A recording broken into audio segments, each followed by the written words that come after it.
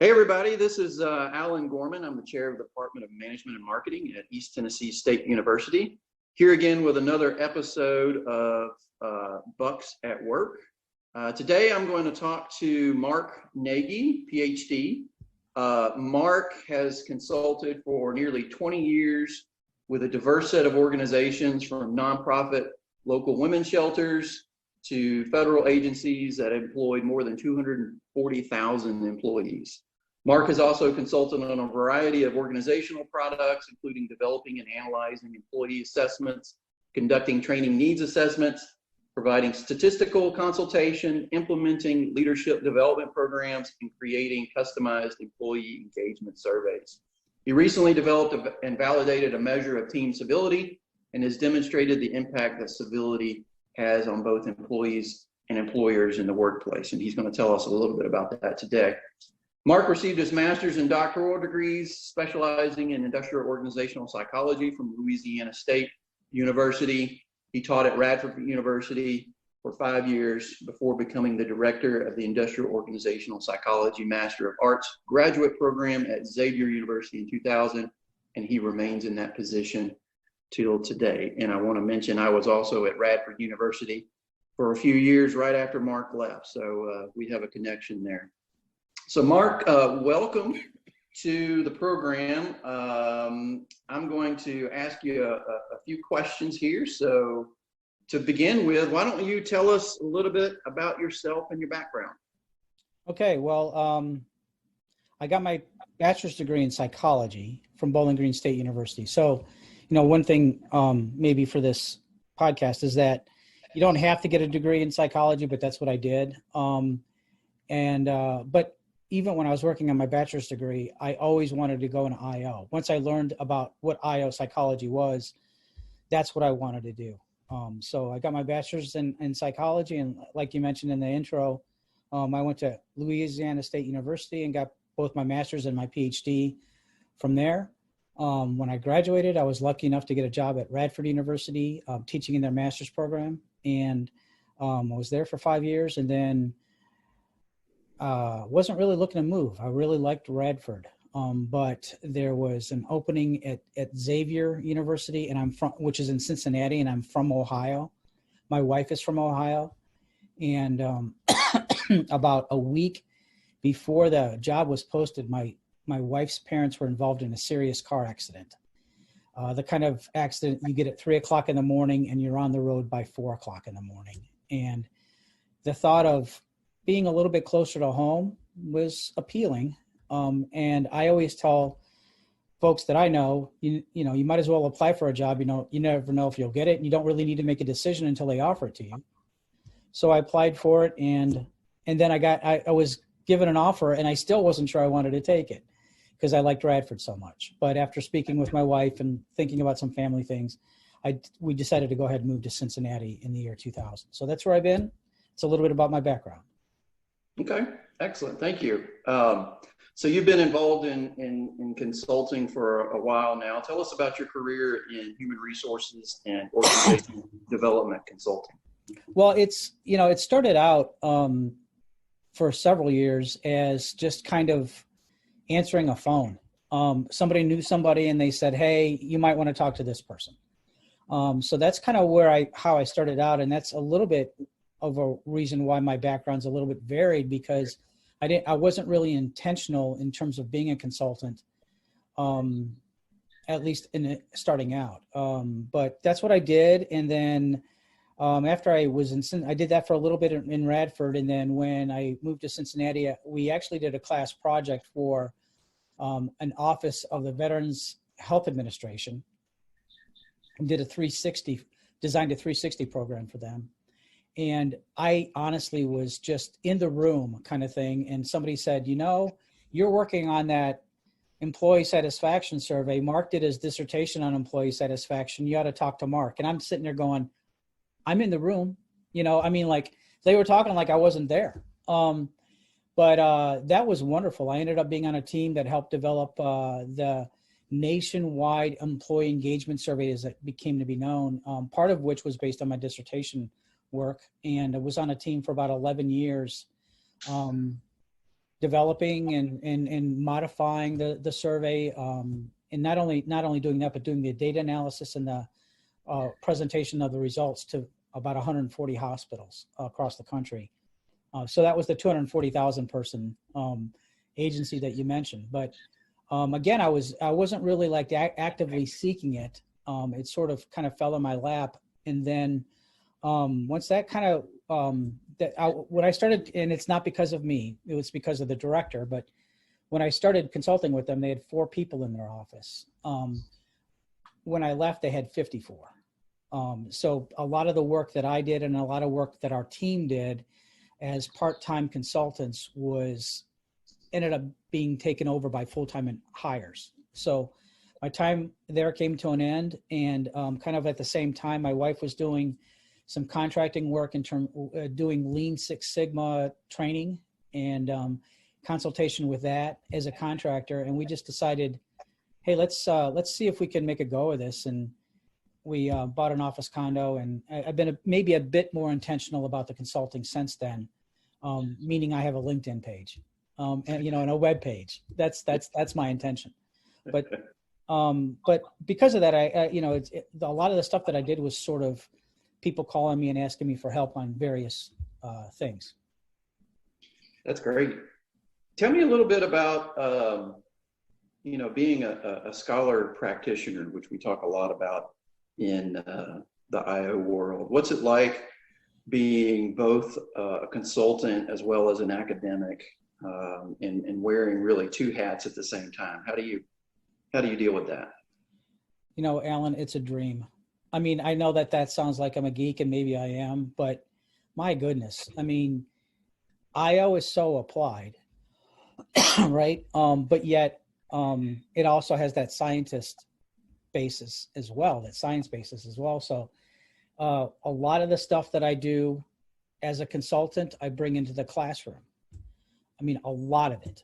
And honestly, a lot of the things that we do in the classroom, a lot of the articles that we read, sometimes not even knowing I'm going to call in an article, but in conversations with various employers, something comes up that it might have been something we talked about last week. And and I kind of like pull that article that we read and apply it to the situation. So it literally is a reciprocal relationship that I think just becomes stronger and stronger, because the science informs the practice, and the practice informs the science and the teaching. So I hope I don't turn people off by, my God, what a geek, but it's wonderful to do that. I mean, it's so much, it makes the teaching so much more rich. The comments I've gotten the last 5 years on my teaching have been, I wish Mark would talk more about his consulting practice. And it's because I'm trying not to talk too much about it, but that's the biggest, if you will, the biggest desire that I'm getting, or the biggest change for my classes is folks want to hear more about that. So to me, it's not hard at all. In fact, it's a benefit to do both. Yeah, that's what I always noticed when I was teaching I.O. students at Radford, was they were always very interested in your own consulting, and they wanted you to talk about it in a classroom. And it enriched that environment, and it made that learning a little bit better. Yeah. So I'm glad and I've taught at Xavier. I teach a class that has been cross-listed with the MBA program. And I taught MBA students for several years, and the same thing applies to them as well. They love the application of the materials. Right. So. Yeah, absolutely. Excellent. So tell us a little bit about your work on workplace civility. What's that about, and what have you done so far? Okay.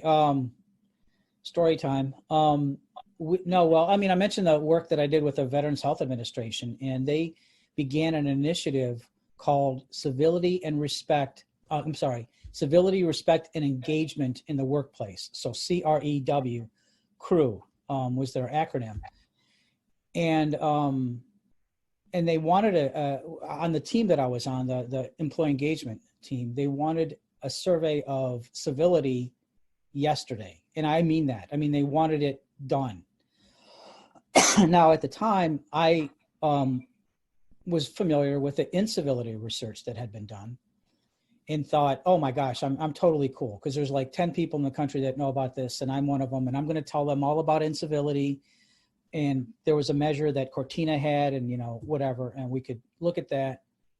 So I presented it to this group in Washington, D.C., and they hated it.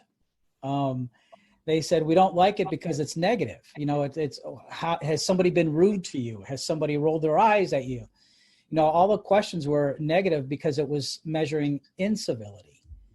So that goes to show you, you just never know. We took our existing employee engagement survey. They had about 60 questions, and we came up among our group with kind of a working definition of what civility might be, and then looked at questions that we thought might map onto that construct. And we did a lot of psychometric analysis, whatever, because the VA and actually every hospital measures everything. So we had all these things we could correlate our items to, and we ended up coming up with an 8-item overall measure of civility. And my work there at the VA, I the first time we ran results with using this 8-item measure, I was sure I did something wrong, because the correlations were so high with things like turnover and absenteeism and job satisfaction. I knew I did something wrong. I mean, I've never seen correlations like that before. I mean, they were in the 6s, to give you an idea. We don't see that in I/O psychology. So on the team, we presented a few times at different conferences and things like that. Again, my time came to an end, because by that time it was reaching the end. And I'd given a brown bag presentation to a group. I'm trying to make this kind of condensed, but give a brown bag presentation to a group up in Dayton. And somebody came up to me afterwards and she said, you know what you ought to do? You ought to create your own measure of civility, because when we created our measure, it was kind of like thrown together. It was from existing questions. And that's not really ideally how you create an assessment. So I thought about that, and I thought, man, that person's right. So in some ways, I don't always say I had a whole lot of extra time on my hands, but I did have a little bit more time on my hands because I wasn't consulting for them anymore. So I embarked on a research study. I got together about 8 graduate students, and undergraduate and graduate students. We generated over 150 items of what we thought civility was, had them read some articles. From that 150 items, we whittled them down based on them being very, very similar, or maybe outside the content domain of what we thought was civility, and used a process by Hinken, who wrote an article in '98 about the structured process of developing a scale. Used that process as a guideline, and took those items that we had whittled them down, collected data, did some analysis, got it down to about 36 items. Then we did another study where we looked to see what constructs it should be related to and which constructs it shouldn't be related to. So basically looking at convergent and discriminant validity, ended up with a 30-item measure of civility. And again, this is the great thing about science, folks, because I thought we were measuring, or I'm sorry. I thought we were creating a measure of civility. Thank you. That's what we had at the VA. We call it civility. I got the 30 items. I did a factor analysis, and I had 5 factors. I was expecting 1 factor.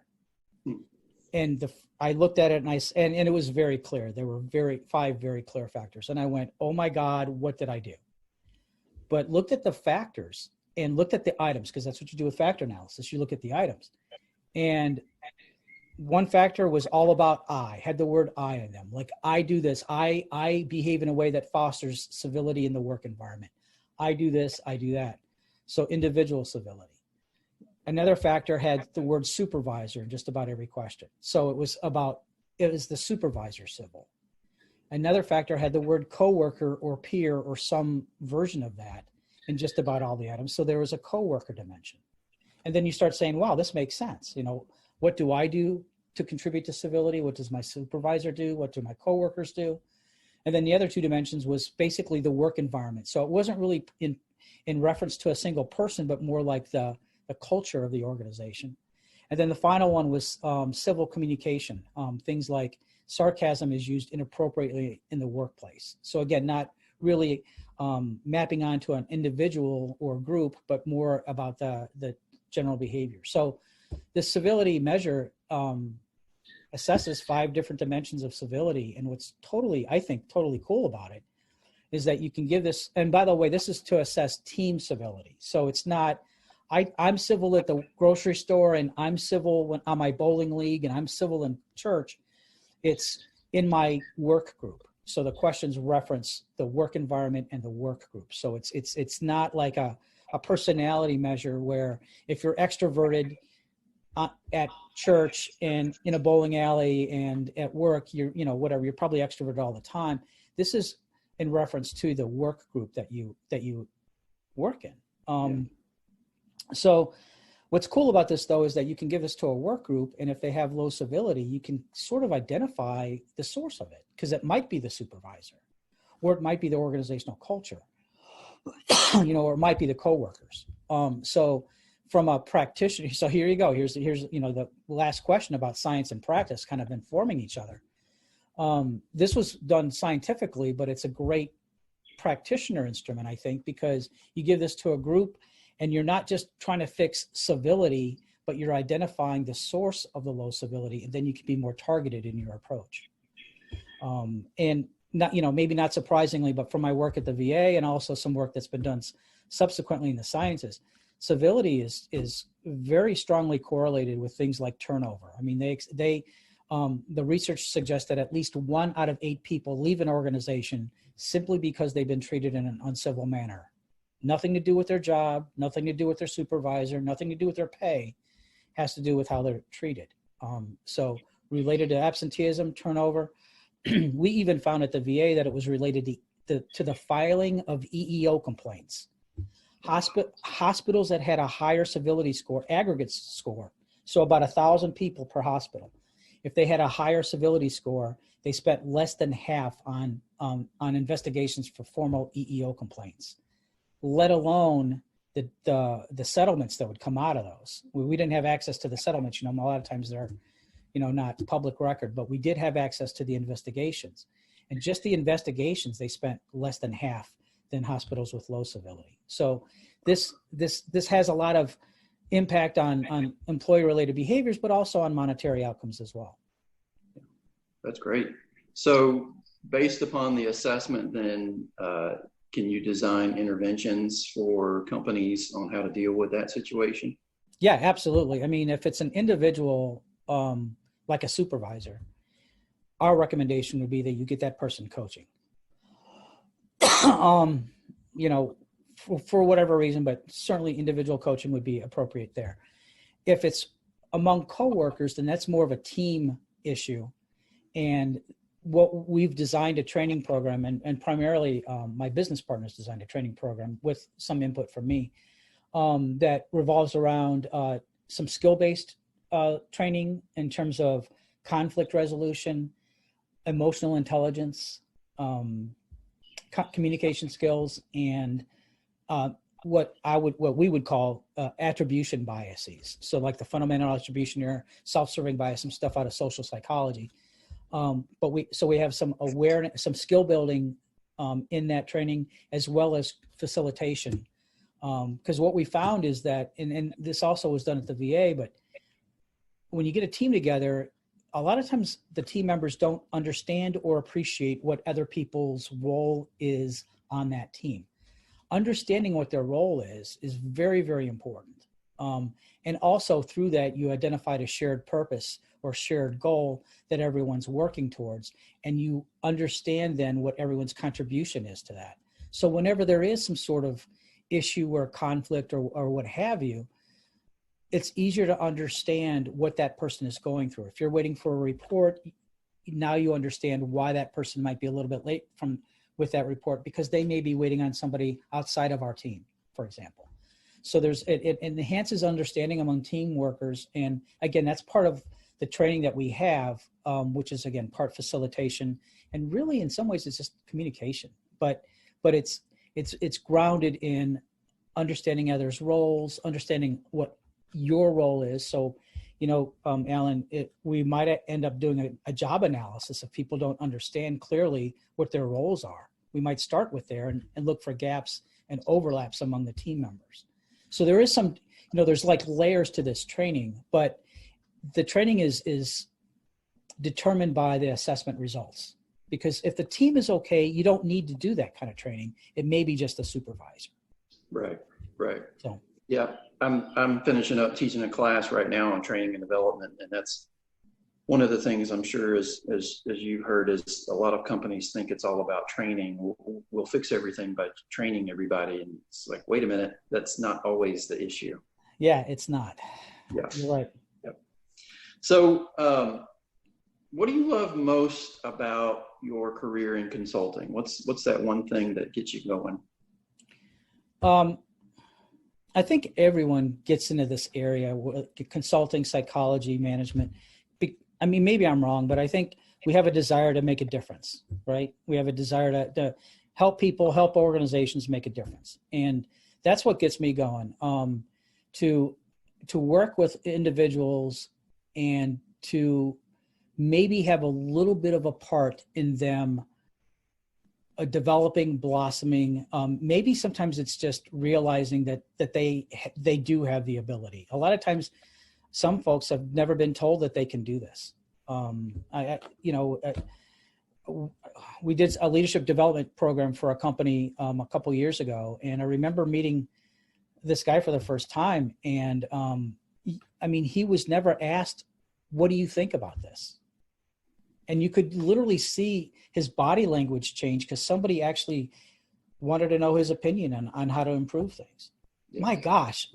I mean, I'm sorry, but if you don't get a charge out of that, that's fantastic. So that's what I love about consulting. I mean, I love teaching, but one thing I think maybe that consulting trumps teaching is that I get more of that immediate feedback.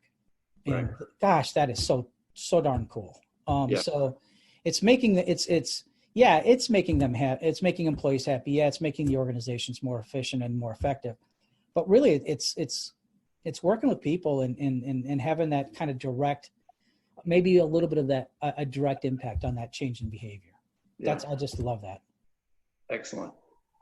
So what the flip side then is, what's your least favorite thing about consulting? I don't know. I like to think of myself as a realist and not like an optimist, and I'm sure, Alan, this happens to you all the time too, but you get a call and you meet with somebody, either, they come to your office or you go to their office, or maybe you meet for lunch or whatever. And you really seem to like, man, this is going to be cool. This is going to be a great project.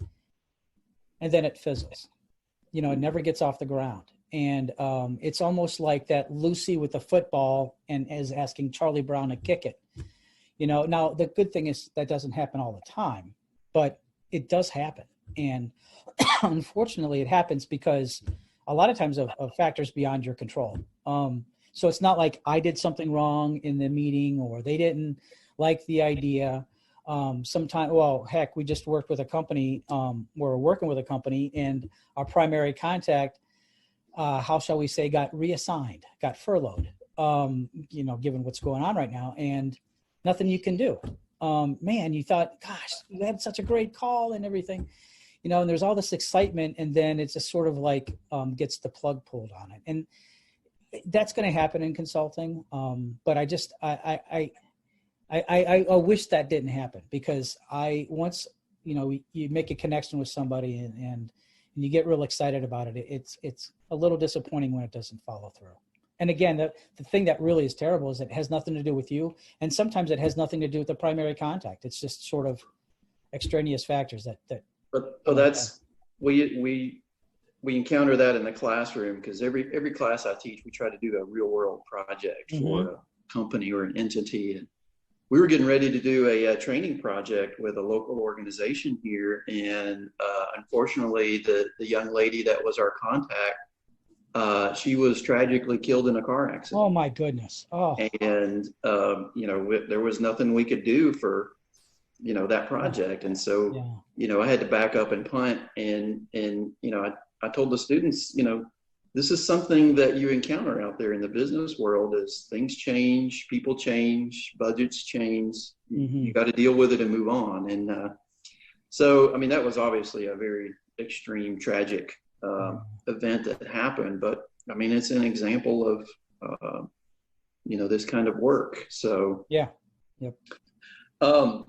So if a student were interested in getting into HR or OD consulting, are there any books or articles that you would recommend that they read? Yeah. I'm going to hold, and I'm not a paid endorser. Okay. I wish I was actually. But I know this book, first book I'm going to recommend is a little bit dated, but it's still the best management book I've ever read. And that's by Stephen Covey, The 7 Habits of Highly Effective People. And I think the reason why that's one book I would definitely read is because it's just the idea of, there's so many good principles in that I think are effective for consulting. You've got think win-win. So that's one of the principles. And when you're a consultant, you should be thinking win-win, not only for you, but for the employers and the employees. You should be thinking win-win. There's basically, I'm going to get it wrong word for word, but it's basically listen first and then speak up. So that also, oh my gosh, as a consultant, that's what you have to do. You can't go into a meeting with your ideas of what you want to present. You have to listen first and then react to what they say, not the other way around. So that's just, I'll just stay with those two for now, but they're all 7 of them are fantastic principles. Yes, for highly effective people, but I think for highly effective consultants. And I know that it's, my gosh, about 30 years old now. But it's still to this day, I think if you apply it to consulting and HR and OD, that it's the best. Those principles are very, very applicable. Another book, and then actually a series of books, I'm going to hold this up. This is a great book, $1 Million Consulting by a guy named Alan Weiss. And just to give you, he's written a lot of books. What's cool about this is he's an organizational psychologist. So, well, that's what he calls himself. He's an I.O. psychologist. So, he's kind of like from our ilk. So it's not like some finance person that's writing how to do consulting. It's somebody from us. And he's written a book. He's written about 20 books, but one of the books is Building a Consulting Practice. He starts with things like, should you get an office? Should you not get an office? If you get a printer, get a all-in-one printer. Don't get like a printer and a fax machine and a scanner. Things like, ground up stuff. And if you want to go, certainly in consulting, that's a great book. Everything, and also, should you be, these are the questions that we don't, with all due respect, usually teach in school. Should you be a type S, a type C, an LLC? How should you go about a sole proprietor? How should you set it up? Things like that. So that's a great book to get you started in the consulting. And this title is hilarious because it's called $1 Million Consulting because, there's a ceiling for most consultants that they can only make $300,000 a year. Isn't that terrible? Who can live on 300? I'm being sarcastic. I know, right? Who can live on $300,000? So this book will help you get to $1 million a year. But it's great because the 250 to 300,000 range comes from an hourly rate, and what Alan Weiss says is we should charge based on our value, not based on an hourly rate. Because if you charge about $250 an hour and you multiply that by 40 hours a week times 52, that's where you get between 250 and 300. But if you charge based on the value that you bring to an organization, you can break through that 300,000 ceiling. And I'm not telling you to do that necessarily to get into consulting for the money, but I think the idea that, again, we are consulting to bring value to an organization, that's the if you will, the mentality we should have when we go into organizations, that we can bring value to them. I completely agree. And I read that book by Weiss a long time ago when I first got into consulting, and I still refer back to it because there's so much good information in there. There is. And that was not planned, by the way, right? I mean, we didn't talk about that beforehand. Yeah, no, we didn't plan that at all. And one thing I do want to piggyback on that you just mentioned was, and I see too many young consultants get sucked into this, is they find whatever assessment or tool they like or prefer, and they go around to organizations like it's a hammer and try and use that hammer everywhere they go, regardless if it's needed or not. And what that does is it creates a really bad image of a consultant as somebody who's just a salesperson. They're trying to sell their assessment or whatever it is, when the reality is, like you said, we should be there to help that organization and help that organization improve their value. So I warn my MBA students and other students, don't get out there and start just selling whatever the latest and greatest thing is. Ask the organization what their issues are and then listen to them, and then design interventions based around what they're telling you. Yeah. Yep.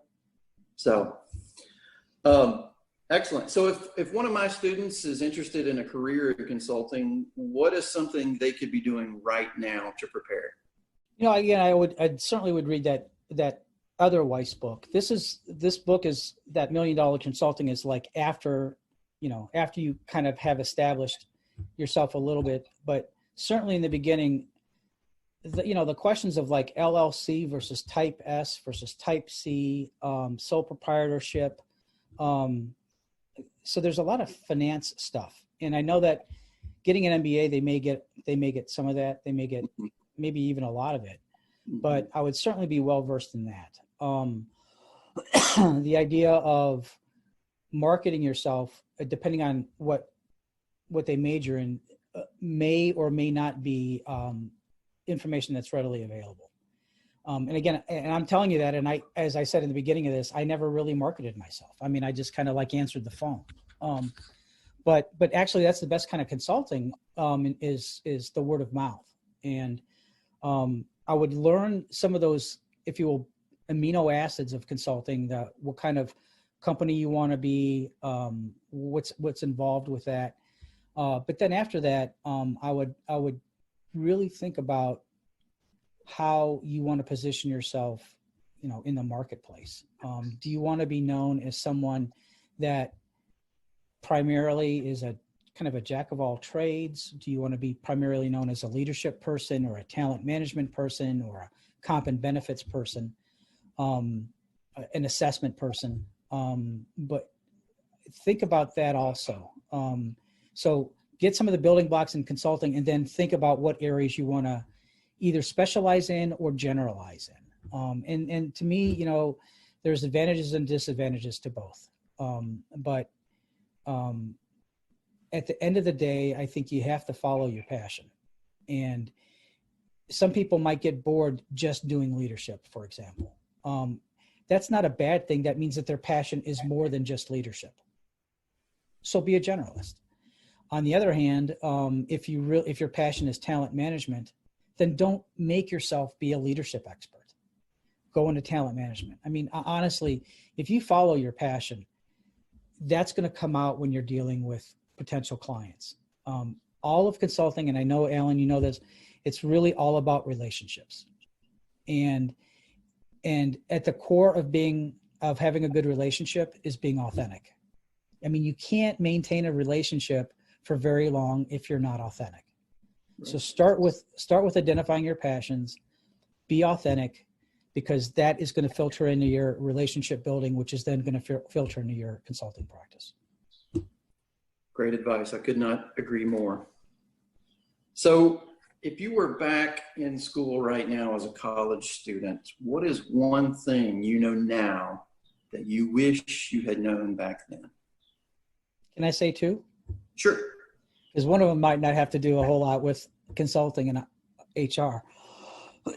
I would eat healthier. Yeah. God, it's so hard to change your eating habits the older you get. Yeah. So I might have eaten a little bit healthier when I was back in college. try to mix in a salad more often than I did. Yeah. But aside from that, you know, I would say to not be I'm going to expand on this, but not be afraid to fail. I think that sometimes, you know, we might self-handicap a little bit and maybe not pour ourselves into a certain project or a paper or whatever. Because if we don't do well on it, then that means we shouldn't go into this field. No, what means you shouldn't go into the field is your passion. Don't be afraid to fail, because especially if you want to go into consulting, for lack of a better way of saying it, I mean, you could look at it is that you're going to fail a lot. You're going to submit proposals that aren't going to be accepted. And the thing of it is a lot of times you never know why. It might be your price, or it might be, like in one instance, the person we were competing against was the sister-in-law of the CEO.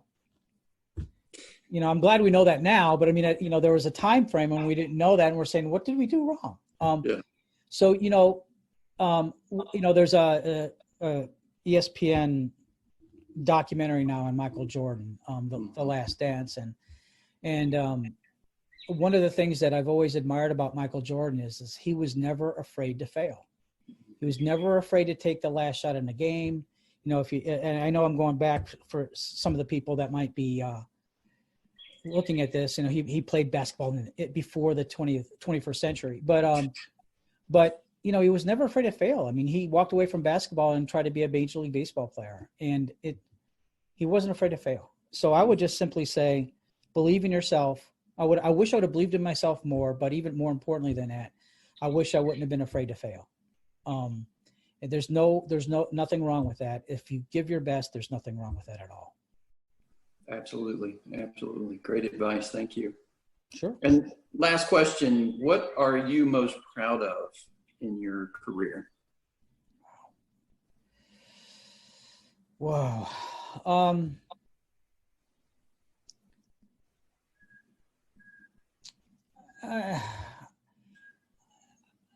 Sorry, it's a hard question. And it's not because I've got so many things, you know, like I haven't sold any records or anything like that. Haven't won any Emmy awards. But I think that it would be kind of like, again, sorry, two things, but one of them certainly being the director of a graduate program for 20 years.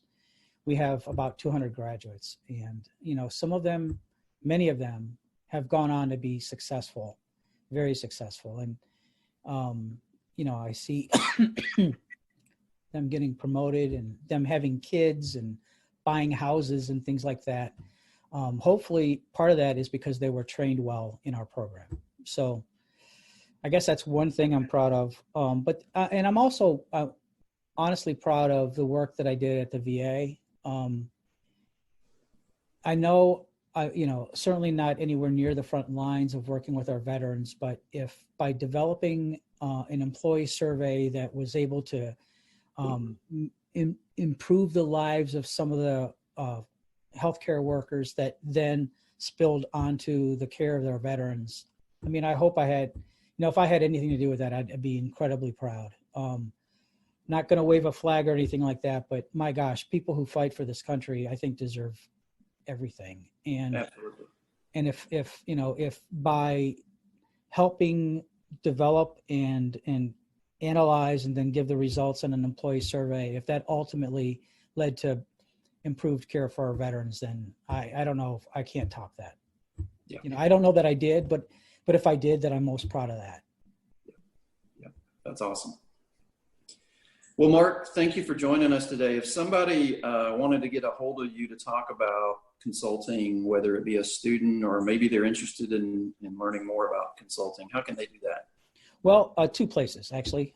That's kind of the theme for today, right? I mean, like, yes. No, but two of everything. But they can contact me at Xavier. My email address, can I say it out, is? Yeah, please do. My last name, Nagy, M as in Mark, S as in Stephen. So it's Nagy, MS, at xavier.edu.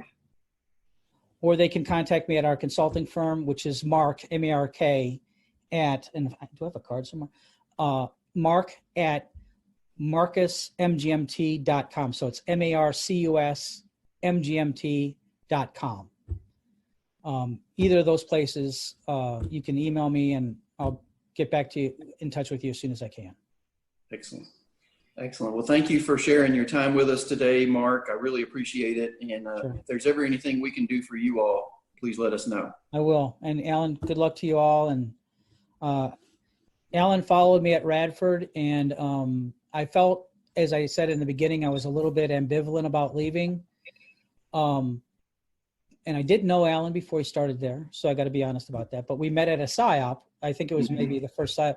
And after I met him, I was like, okay, I don't feel guilty about leaving anymore. I knew I left it in good hands.